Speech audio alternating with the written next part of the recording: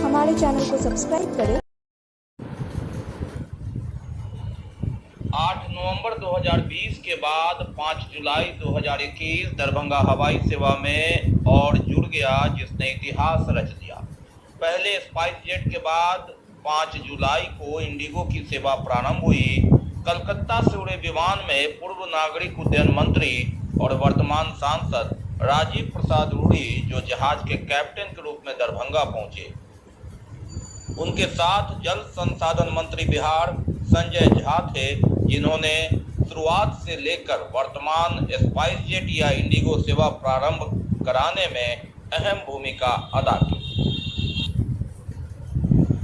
Circuit house में सांसद राजीव प्रसाद रूढ़ी ने एक राजनीतिज्ञ के अलावा कैप्टन के रूप में दरभंगा हवाई अड्डा की उपयोगिता की चर्चा तो की ही, लेकिन साथ ही अपनी बातों में उन्होंने यह जता दिया कि सेवा के शुरू होने से लेकर वर्तमान में विकास करने तक में इंडिगो उड़ान प्रारंभ कराने में आपके बिहार सरकार के मंत्री संजय झा का कितना योगदान रहा है। संजय झा, जिन्होंने राजनीति का ककहरा स्वर्गीय अरुण जेटली से सीखा और प्रखर राजनीतिज्ञ नीतीश कुमार के सानिध्य में राजनीति की सीढ़ी नापना प्रारंभ किया। यह आसान नहीं था। लालू राज से ही एक समर्पित भाजपा कार्यकर्ता में उन्होंने अपनी पहचान बनानी शुरू कर दी, लेकिन मौका नहीं मिला। अपने कार्य क्षमता का परिचय देना उन्होंने उसी समय से शुरू कर दिया था। भारतीय जनता पार्टी के विधान पार्षद के रूप में दरभंगा के गौशाला से लेकर जो कोसी पुल है वहां तक उन्होंने अपनी उपस्थिति दर्ज कराकर और इसके विकास में एक सेतु बनकर यह बता दिया था कि आने वाले दिन में वे कितने बड़े राजनीतिज्ञ और जनसेवक बनने वाले हैं। बेनीपुर हो या गौड़ा बराम तक हो, अपने नाम की पहचान उन्होंने तो जता ही दिया, लेकिन 10 के बाद श्यामा मंदिर के परिसर में एक विवाह भवन, जिसमें उन्होंने अपने ऐच्छिक कोष से प्रारंभ किया था, और उसके उद्घाटन में मुख्यमंत्री नीतीश कुमार सड़क मार्ग से उनके साथ पहुंचे। और यह बताने के लिए काफी था कि संजय झा और नीतीश कुमार में कितनी नजदीकियां हैं। मिथिलांचल हमेशा ब्राह्मण नेताओं का गढ़ रहा, जहां पंडित जगन्नाथ मिश्र, नागेंद्र झा, नीलांबर चौधरी जैसे नेता हुए। उसके बाद डॉक्टर दिलीप चौधरी यहाँ से विधान पार्षद बने। मदन मोहन झा विधायक के बाद कांग्रेस के अध्यक्ष बने, लेकिन वे लगातार संघर्ष करते रहे और अपने नाम को बचाने के लिए ही जूझते रहे। लेकिन संजय झा भाजपा से लेकर जदयू तक में गए और उन्होंने अपने नाम का ही छाप नहीं छोड़ा। काम से भी यह संदेश दिया कि मिथिलांचल के विकास में उनकी कितनी रुचि है। हालांकि वर्ष 2019 में जब सब लोग यह मान रहे थे कि यह सीट कीर्ति आजाद के विद्रोह के कारण जदयू के कोटे में जाएगा, जहां से संजय झा प्रत्याशी बनेंगे, लेकिन ऐन मौके पर भारतीय जनता पार्टी के अड़ियल रुख के कारण यह सीट भाजपा के कोटे में गया और गोपाल जी ठाकुर उम्मीदवार भी बने, सांसद भी बने। लेकिन इसकी भरपाई नीतीश कुमार ने कर दी और बिहार सरकार में फिर उन्हें विधान परिषद भेजकर मंत्री बना दिया। वर्तमान में संजय झा जल संसाधन मंत्री के अलावा सूचना एवं जनसंपर्क मंत्री भी हैं। लेकिन इन सब से अलग हटकर, चाहे शहर के नाले की सफाई के लिए बड़ी मशीन भेजने की बात हो, दरभंगा के विकास के लिए अन्य बात हो, पुलिया निर्माण की बात हो, एम्स निर्माण की बात हो, या फिर हवाई सेवा, जिसमें लगातार वे एक साइलेंट वर्कर की तरह बने रहे, लगे रहे और अंततः उसे अंजाम तक पहुंचा दिया। जहां दरभंगा हवाई सेवा शुरू ही नहीं हुई, शुरू होने के बाद सफलता की सीढ़ी दर सीढ़ी नापता गया, और यही कारण है कि स्पाइस जेट के बाद दूसरा इंडिगो विमान यहां से उड़ान भर रहा है। तो हम लोगों ने आज अपने कार्यकर्ताओं के साथ और संजय झा साहब के साथ दरभंगा हवाई अड्डे पर अधिकारियों के साथ हम लोगों ने वृक्षरोपण का कार्य किया। उसके बाद भारतीय जनता पार्टी के कार्यालय में आए। आपको शायद कुछ लोगों को याद होगा, आज से 1.5 साल पूर्व मैं आया था। इस कार्यालय का जमीन के निरीक्षण करके गया था, इसका नक्शा बनाया, अभी काम अधूरा है। और आज मेरा सौभाग्य है कि भारतीय जनता पार्टी के नवनिर्मित कार्यालय में भी वृक्षारोपण करने का मुझे मौका मिला। पार्टी के अध्यक्ष और तमाम अधिकारियों के बाद देश और कई राज्य, इसमें बिहार भी सम्मिलित है, बड़ी चुनौतियों के दौर से गुजरना है। अभी तक अंतिम तिथि तय नहीं।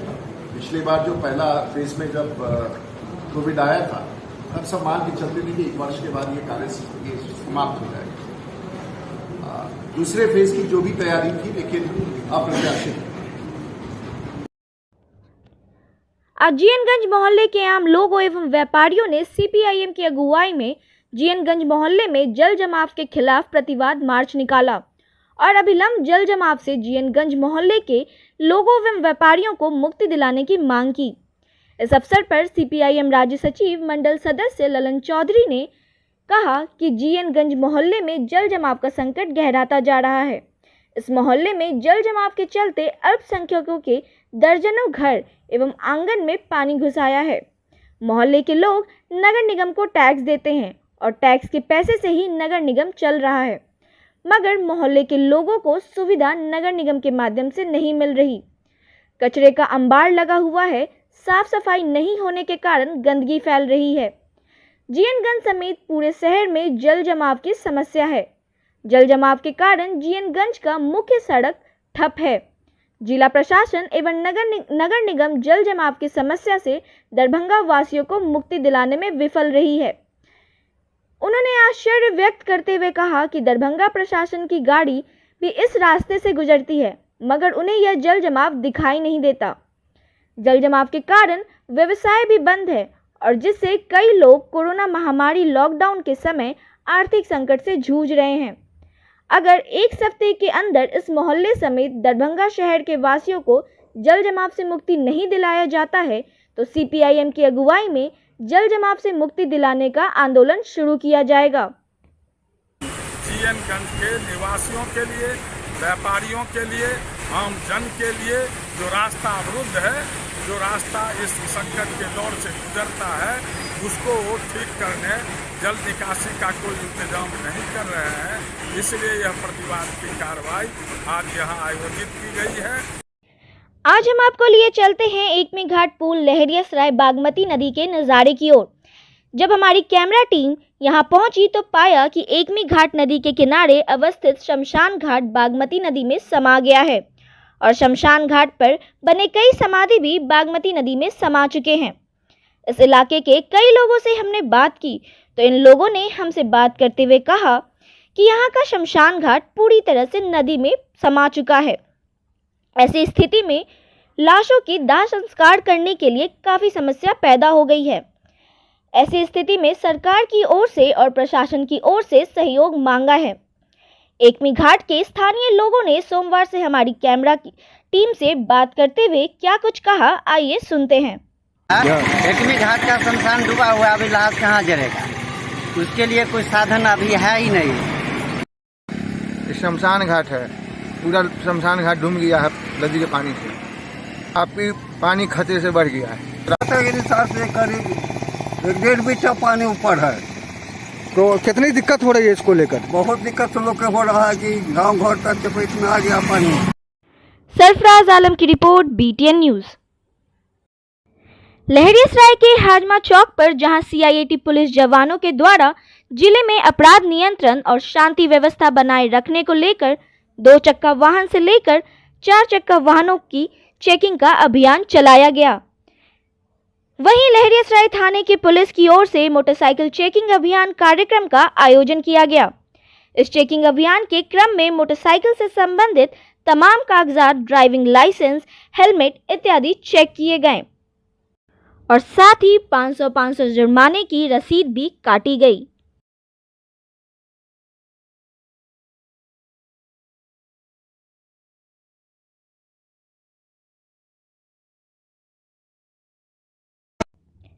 महज 7 महीनों में देश भर में यात्रियों की भारी संख्या में सुर्खियां बटोरने वाला दरभंगा हवाई अड्डा आज फिर सुर्खियों में रहा। दरभंगा हवाई अड्डा से आज इंडिगो ने अपनी सेवा शुरू की है। दरभंगा हवाई अड्डा से रोज इंडिगो की विमान हैदराबाद और कोलकाता के लिए उड़ान भरेगी। आज दोनों जगहों के लिए इंडिगो ने उड़ान भरी।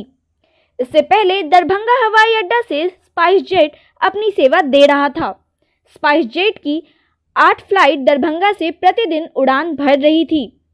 इंडिगो के आने से अब प्रतिदिन दरभंगा से 10 फ्लाइट उड़ान भरेगी, यानी 20 फ्लाइट रोज यहां आएगी और जाएगी। मालूम हो कि दरभंगा एयरपोर्ट की शुरुआती 8 नवंबर 2020 को हुई थी और महज 7 महीनों के बाद आज इस मुकाम पर खड़ी हो गई। कोरोना काल में तो दरभंगा एयरपोर्ट ने कमाल कर दिया। फ्लाइट की संख्या के अनुपात में यात्री की संख्या इतनी ज़्यादा थी कि देश के कई महत्वपूर्ण हवाई अड्डे को पीछे छोड़ दिया।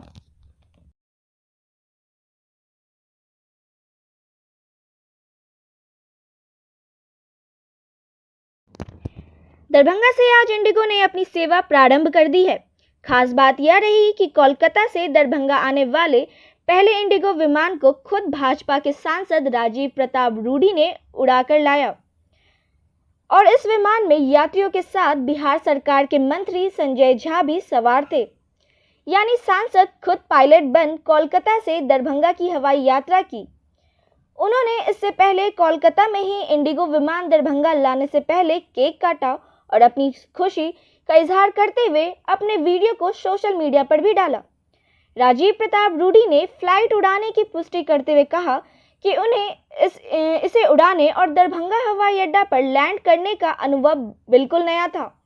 उन्होंने खुशी जाहिर करते हुए कहा कि दरभंगा एयरपोर्ट उत्तर बिहार का सबसे महत्वपूर्ण हवाई अड्डा बनेगा। यात्रियों की संख्या पर खुशी जताते हुए भारत सरकार और बिहार सरकार की जमकर तारीफ भी की। उन्होंने बताया कि वे न एक सिर्फ कप्तान हैं बल्कि हवाई जहाज उड़ाते भी हैं। उन्होंने कहा कि यहाँ के रनवे पर उतारा किसी दूसरे एयरपोर्ट से बिल्कुल अलग है। उन्होंने कहा कि दरभंगा विकास के मामले में अब केंद्र बिंदु बन गया है। कोलकाता से दरभंगा का सफ़र उन्होंने तकरीबन 50 मिनट में तय किया। वहीं बिहार सरकार के जल संसाधन मंत्री संजय झा ने कहा कि आज दरभंगा के लिए ऐतिहासिक दिन है। देश की सबसे बड़ी विमान सेवा दरभंगा पहुंच गई है। उन्होंने बताया कि यहां और एयरलाइन आने के साथ साथ कार्गो विमान सेवा भी जल्द आएगी। हवाई अड्डा के विस्तार के लिए जमीन अधिग्रहण का काम शुरू होगा। बिहार सरकार इसके लिए तकरीबन 350 करोड़ रुपए खर्च करेगी। एक बहुत बड़ी उपलब्धि भारत की सरकार की और बिहार की सरकार की, माननीय प्रधानमंत्री जी की और माननीय मुख्यमंत्री जी की, और हमारे साथ संजय झा साहब भी हैं जो यहाँ के मंत्री हैं। उनका भी निरंतर प्रयास रहा और RCS योजना के तहत दरभंगा हवाई अड्डे का चयन हुआ।